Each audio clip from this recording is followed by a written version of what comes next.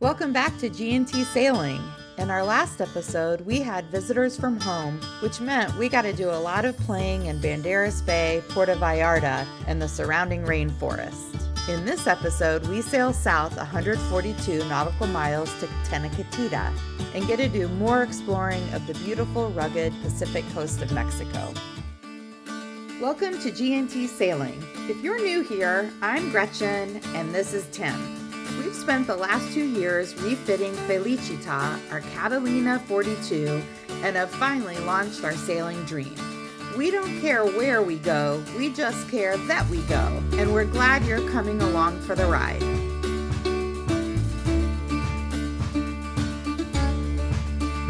And we are leaving La Cruz, headed to, where are we going? Tenacatita. For our friends Mike and Kelly on Sarama and their kiddos June and Charlie. They left yesterday and they are down there. So we're gonna go south for a few more miles, another about 140 miles for about a week. And then we're gonna turn around and start heading back north. Yeah, so that'll give us just under 2 months to get to St. Carlos. Plenty of time. So my sister and Bob left today. They've been in La Cruz visiting for the last 10 days. They dropped off all of their extra groceries, which was super nice.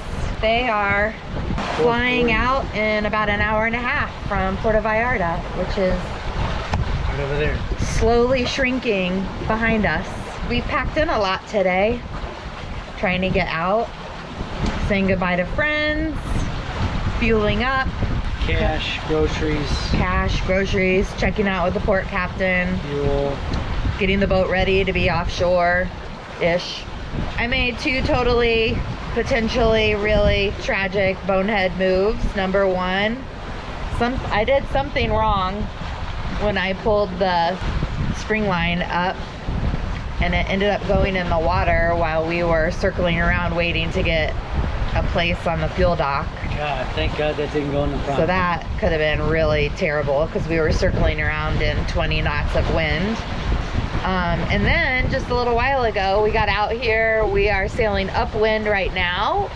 We have the reef in the main and the staysail, full staysail.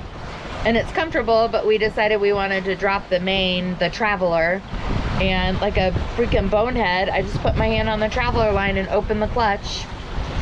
Fortunately, right when I did it, I was like, oh, I knew it was a mistake, so I just let go. So it just barely burned my fingers. And it didn't break because it slammed. But most importantly, it didn't really terribly injure my hand. Yeah, and it didn't break. And it didn't break. So, yeah, I need to take a breath and get in sailing mode. It was a lot to pack in today. And it's kind of hard to the minute you're out of the harbor, it's like, boom, wind, we're sailing, beating.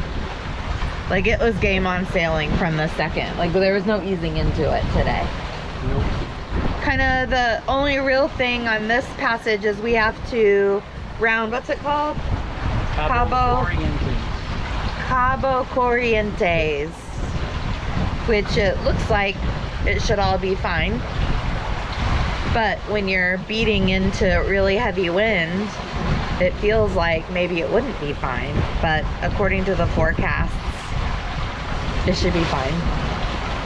And the sea state's not big in perfect. Here. This is a great bay to sail in. Yeah, Bandares Bay. Thumbs up. We timed our departure so that we'd round Cabo Corrientes in daylight, which you can see here. We arrived in the golden light of sunset. We had a drama-free sail through the night and enjoyed a beautiful downwind sail the next day. There is nothing like being on the same tack for 120 miles.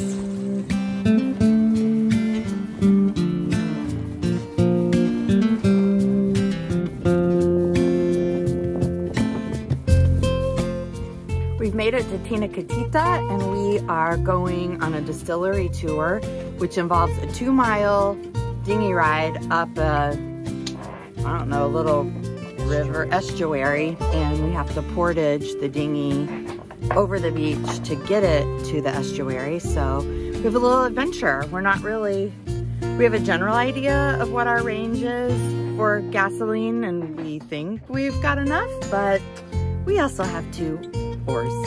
We went on this adventure with sailing vessels Sarama and Tiamat, and here we joined forces to portage Tiamat's dinghy.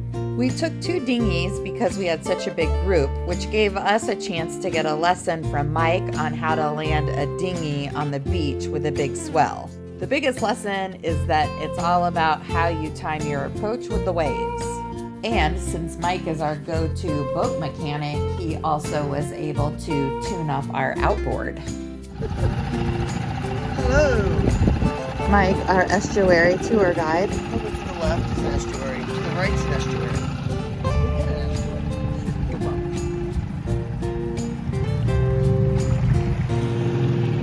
So we did our first beach landing. How was that? It was good.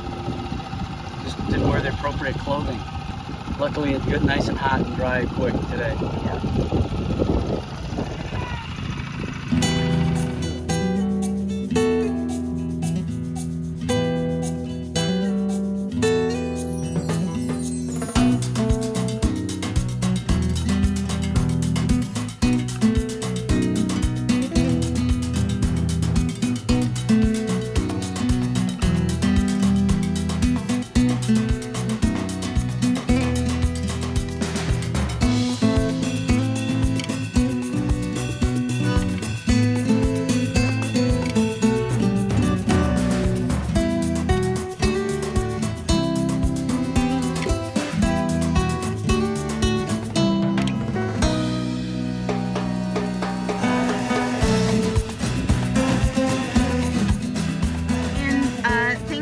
Didn't know about your outboard. Because you're idiots like us.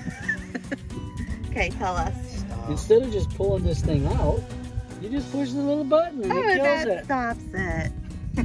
Things you didn't know. That's why you need Mike Keller. No, RTFM. It's true. I bet the manual does say that. Probably on the first couple of pages. We parked our dinghies and walked a few hundred feet to the bay side of the beach. The kiddos played in the waves, and can we just pause here for a moment to consider how great it would be to be a boat kid? Anyway, we all ate lunch and then met our tour guide who drove us a couple of miles to the distillery. Which leads me to say, it's not so bad being a boat adult too. Pancho, who lives at and runs this raicilla distillery, gives a detailed and highly informative presentation about the process and how the Mexican government supports small businesses like his. And between the people in our group who speak a little Spanish and Google Translate, we learned a lot. Everything's produced from local area, indigenous. Yeah, indigenous producers. Tiene un aroma ahumado por el proceso de cocimiento con madera. Does the raicilla mezcal have a smoky aroma due to the cooking process with wood?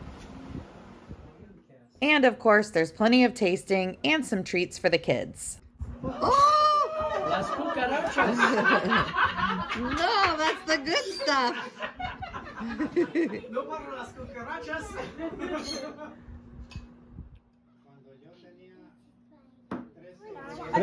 You get 3 flavors. Chocolate and vanilla. I'm not kidding. Today is market day in Manzanillo, so we are going to drive across the bay on Felicitat, and the crew from Sarama and Frog's Leap are joining us on board. Good morning. How are you guys? Ready for some fun? Manzanillo is a few miles across the bay from the main anchorage for Tenacatita. They have a weekly market that features a lot of clothes and trinkets and a little bit of fresh food. And the town has several restaurants and a well-stocked tienda. We even found 2 huge wheels of brie here, which helped up our captain's hour game for a few weeks. You might remember Rick from Sailing Frog's Leap, who came for dinner while we were in the cruise. He showed up in Tenacatita and gave us a lesson on our SSB radio. To get any real information, you have to do some menu diving. Yep. And that's And then we spent our last day together playing on the beach and celebrating our birthdays.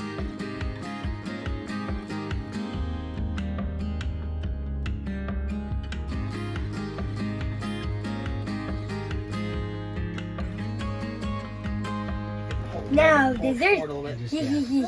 Yes. I'm telling you this. That's not butane. That just I'm makes telling, sense. let me do it. much. I'm telling you what cake is it. What kind is it? It's carrot cake. Carrot cake. Yeah. Oh my goodness, that's my favorite. Happy birthday to you. Happy birthday to me. Happy birthday, Tim and Gretchen. Happy birthday to us. Blow it. Woo! You blow. I can't wait. Can I crack it? Nope. All right, that's one. Now you can.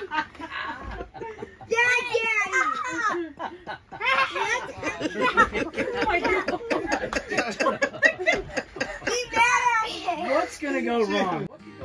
Eventually, the piñata was busted and the evening ended with more sugar. A perfect birthday. Join us next time as we say farewell to our friends in Tenacatita and start the journey north back to the Sea of Cortez. Hey, thanks so much for watching.